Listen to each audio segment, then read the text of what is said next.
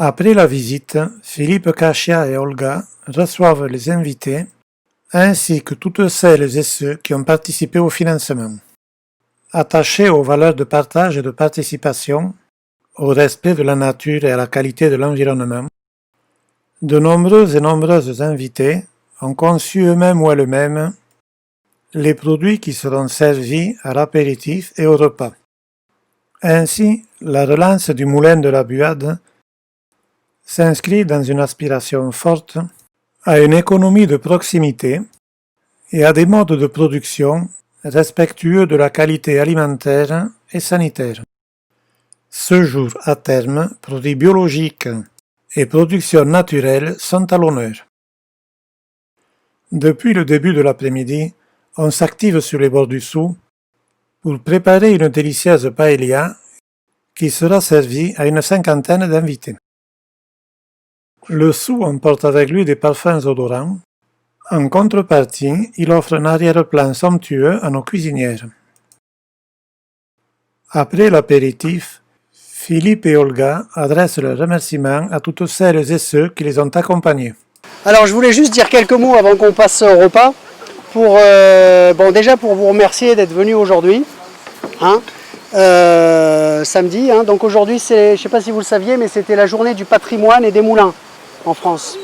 Oui, alors il n'y avait pas beaucoup de publicité à cause de l'épidémie, mais en fait aujourd'hui c'était la journée, donc on a choisi avec Olga aujourd'hui pour faire la visite et montrer à tous que le moulin fonctionne.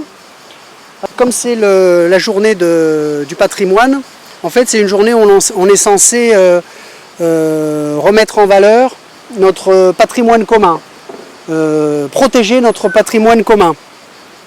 Et en fait j'ai essayé de réfléchir à ce que ça voulait dire pour ce moulin-là.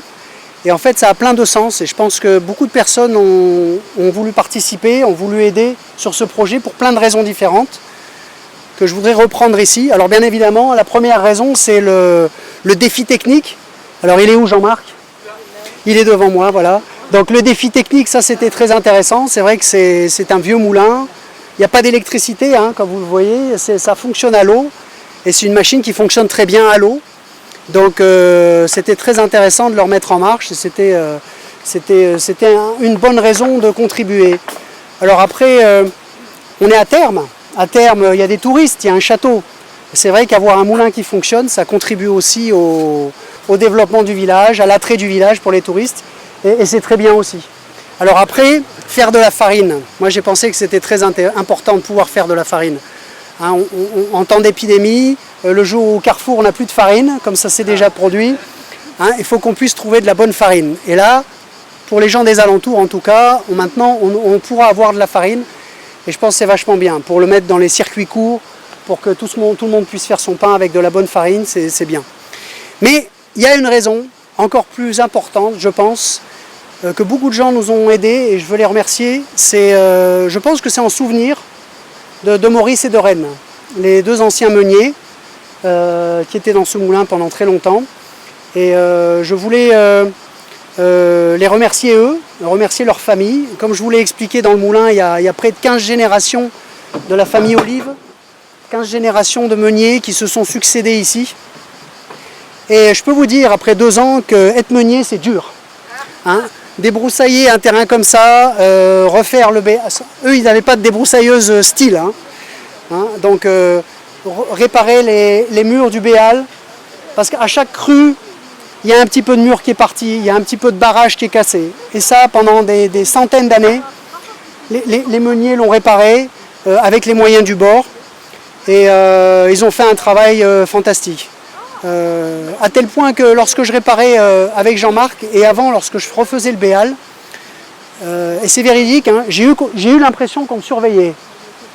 Des fois, je me retournais, j'avais l'impression qu'il y avait un vieux monsieur ou une vieille dame assise qui me regardait. C'est une impression un peu bizarre. Et je me retournais, il n'y avait personne. Puis j'en ai parlé à Jean-Marc et il m'a dit, tu vois, c'est normal, on ne fait pas les choses pour rien.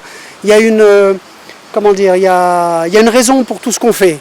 Et probablement ces gens te regardent de là-haut ou viennent te voir travailler. Et donc j'ai un peu l'impression de faire partie de la famille. Je m'appelle pas Olive, mon nom de famille, mais de faire partie un petit peu de cette grande famille. Et je pense que tous ceux qui nous ont aidés font aussi partie de cette famille.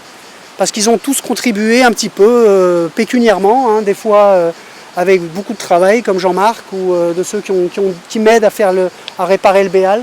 Tous ces gens qui contribuent, je pense, font partie de cette famille. Et je pense que c'est très important de se sentir lié.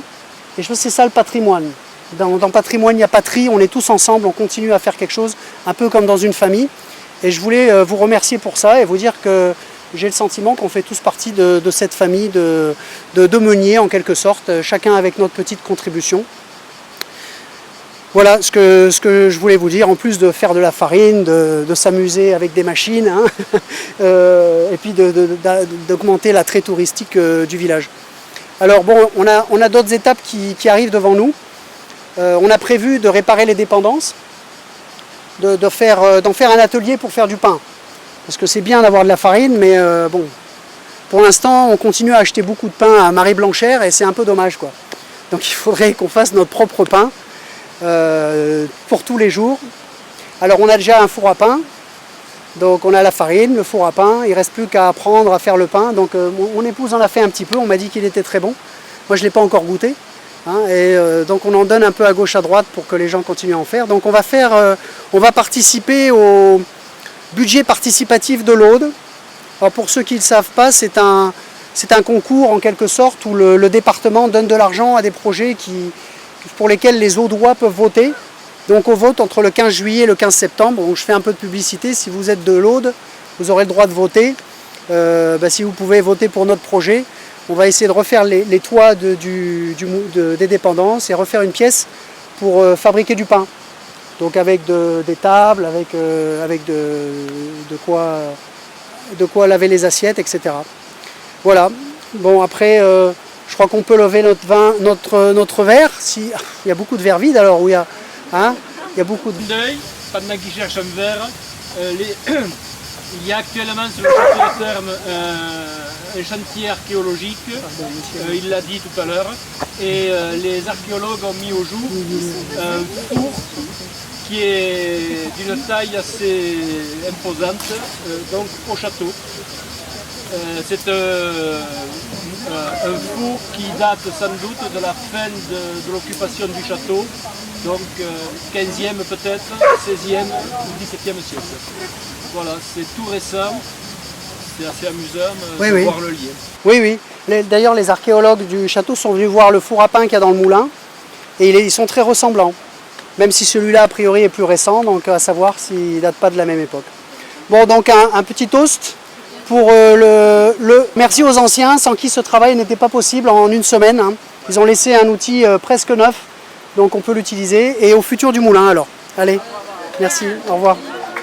Merci. Et maintenant, on peut manger. Voilà. J'ai oublié de dire que ce repas n'était pas possible sans l'aide de plein de gens. Alors, Olga et moi, ça nous était complètement impossible d'organiser tout ça sans l'aide de plein de gens très gentils, très généreux, qui ont beaucoup donné de leur temps. Pour des petites choses comme peindre des petites pierres comme ça, hein, pour monter pour nous prêter déjà, c'est Brigitte qui nous a prêté ça, pour le monter, pour m'aider à nettoyer. Alors je voulais dire merci à la famille, bon, je vois Aria là-bas, Siona elle est où? Frédéric, ils sont encore en train de porter des choses. Voilà, ils sont allés se repartir. Alors donc il y a la famille de Frédéric, Céline, Aria et sa sœur Siona, qui nous ont beaucoup aidés, je voulais leur dire merci. Un grand merci à Corinne, hein, qui a passé beaucoup de temps à nous préparer cette paella, ça fait une semaine qu'elle n'endort plus. Hein. Merci à tous ceux qui ont apporté des desserts, comme Annie. Hein. Donc c'est une grande équipe, hein. On travaille tous ensemble et c'est très bien, et un grand merci à eux.